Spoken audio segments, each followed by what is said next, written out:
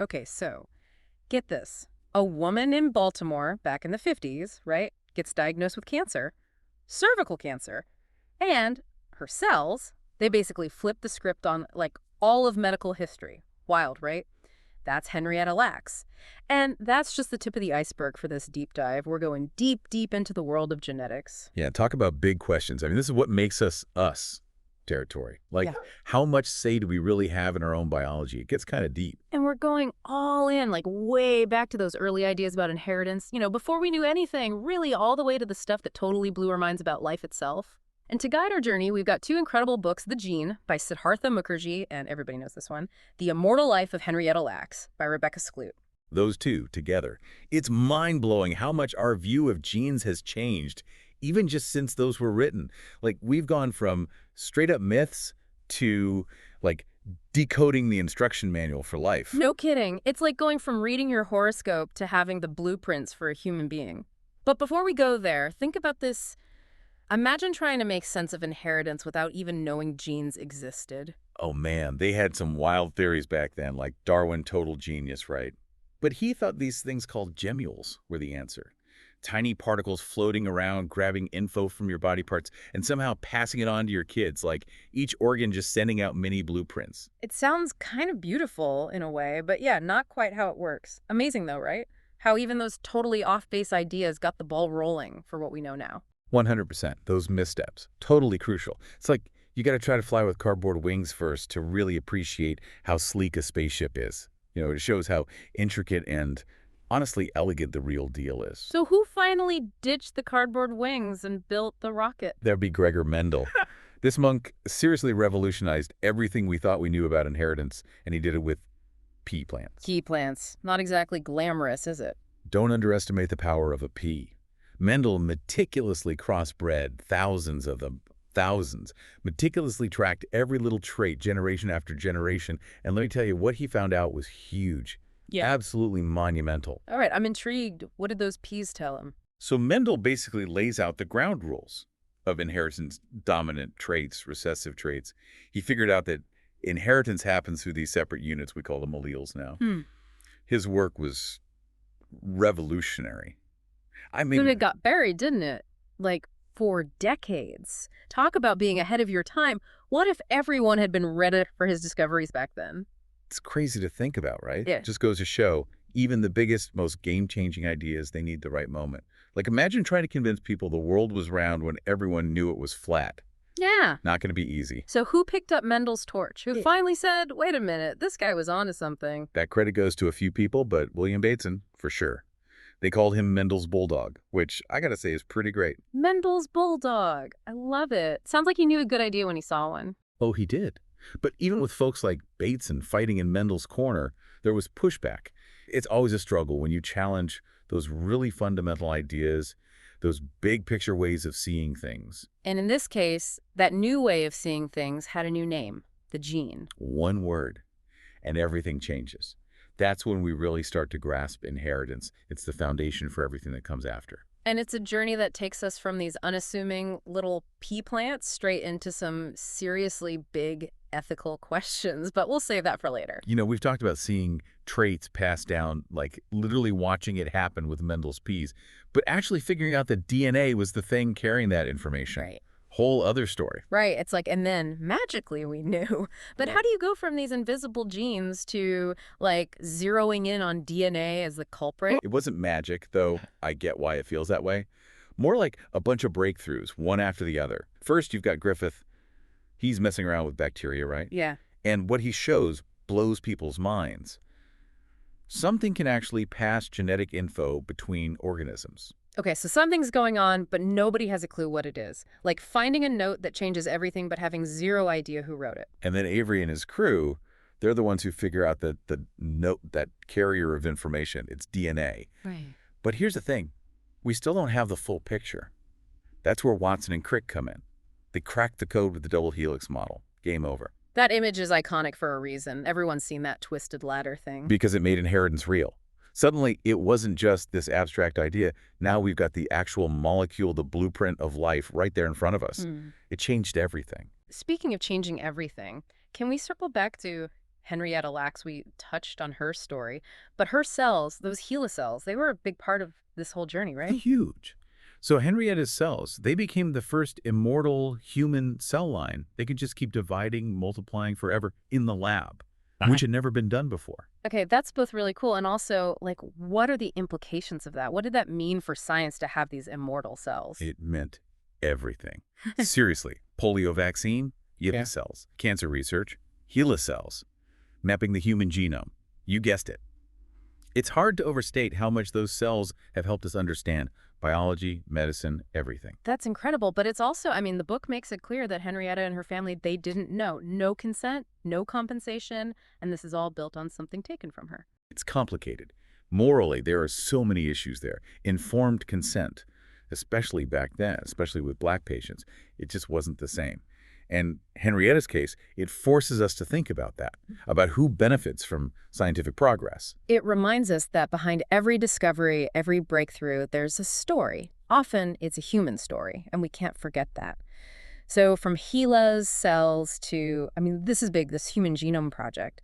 What other giant leaps were there in understanding our genes? Oh man, the Human Genome Project, that was a massive undertaking. Imagine, right, a puzzle, but it's not just any puzzle, it's like all the instructions to build a human.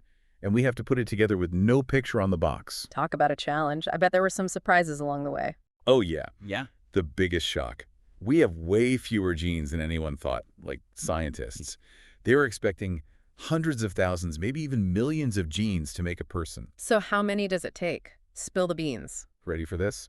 Around 20,000, give or take, which, fun fact, is about the same as a fruit fly. Wait, hold up. We share roughly the same number of genes with a fruit fly? No way! Come on! We gotta be more complex than something that lands on your fruit and flies away. I know, right? It was a reality check for sure. What it told us was the number isn't the whole story. It's not just how many genes you have. It's how they're controlled, how they work together, how the environment gets involved. That's where things get interesting. So less about the raw code, more about how that code gets used. That's wild. It's like, think of a simple melody versus a whole orchestra playing that melody. Right. Same notes, right? But the complexity, the nuance, totally different. And the Human Genome Project gave us the tools to figure out those arrangements. Okay, but mapping the genome, that's one thing. Now we're in the realm of editing it. And that just feels like, are we even allowed to do that? It's sci-fi stuff. Yeah, CRISPR. It's everywhere, right? Curing diseases, designer babies. It's both amazing and a little bit terrifying. Okay, so what exactly is CRISPR, and why is it such a big deal? Think of it like super precise molecular scissors. We can target a specific spot in the DNA and make a cut. And then we can add, delete, swap out whatever we want. We're literally editing the code of life. We can just rewrite the instructions. Okay, I get why that comes with some serious ethical baggage. Right. And the biggest ethical dilemma, human embryos. Because if you edit an embryo, those changes, they get passed down generation after generation. Yeah. We could change the human species forever. Oh, okay, yeah, that's a lot of responsibility. Where do we even begin to draw the line with that? What's okay to change? What isn't? Who gets to decide? Big questions, and people are struggling with them right now. Serious genetic diseases? Maybe. Yeah. But what about enhancements? Is that okay? And who gets to say what's a disease versus just something we want to change? It gets murky fast. And then you've got He Jiankui, the scientist in China. He uses CRISPR on twin girls to try to make them HIV resistant. And the whole world is like, hold on a minute. Yeah, that one caused quite a stir. What was the reaction from the scientific community? It was basically, whoa, too far, too fast. People were furious. It felt reckless, like we've got this powerful tool, but we don't know enough about the long-term consequences. It showed everyone that we need rules, guidelines fast. It feels like we're right on the edge of something huge, like we're about to step into this future where we can literally reshape life itself. And that's incredible, but also, like you said, a little terrifying. It is both of those things. We're going deeper and deeper into the genome, into what's possible. But we have to be careful. We've got to talk about the benefits and the risks openly and honestly. Because the last thing we want is to make the same mistakes all over again. Mistakes were, I mean, this whole gene editing thing reminds me of that eugenics movement we talked about. Are those connected, or am I reaching here? It's a good question, and honestly, it's one we have to ask. Eugenics is a perfect example of how good science can go really, really wrong.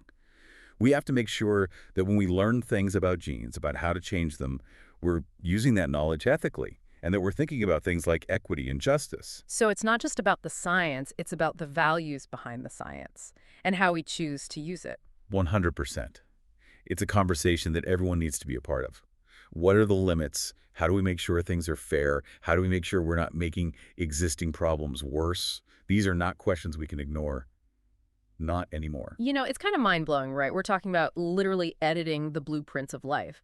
But it makes you wonder, like, how much of who we are is even in those blueprints in the first place? Ah, the nature versus nurture debate. Hmm. A classic.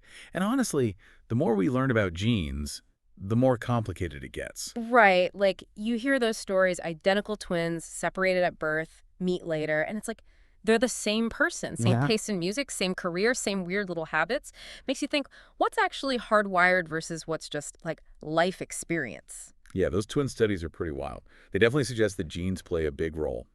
Personality, intelligence, even things like political views, religious beliefs. Wait, hold up. Are you saying there's a gene for being like a Republican or a Democrat? That seems a little on the nose, doesn't it? Even for genetics. Not one single gene, no. But research shows there might be genetic influences on certain personality traits. Things like how open you are to new experiences or how comfortable you are with uncertainty. And those things tend to correlate with political leanings. Okay, so maybe your genes give you a nudge in one direction or another, but then life happens, right? How you were raised, your culture, the news you watch, it all gets thrown in the mix. Exactly. It's not one or the other, it's both, all mixed together. Genes might be the starting point, the basic tune, but then the environment. That's what turns it into a whole symphony. So where does that leave us? If we can look at someone's DNA and see these predispositions, does that tell us everything about them? What does it even mean to know someone in the age of the genome? That is the million-dollar question. And to be honest, I don't think we have a good answer yet.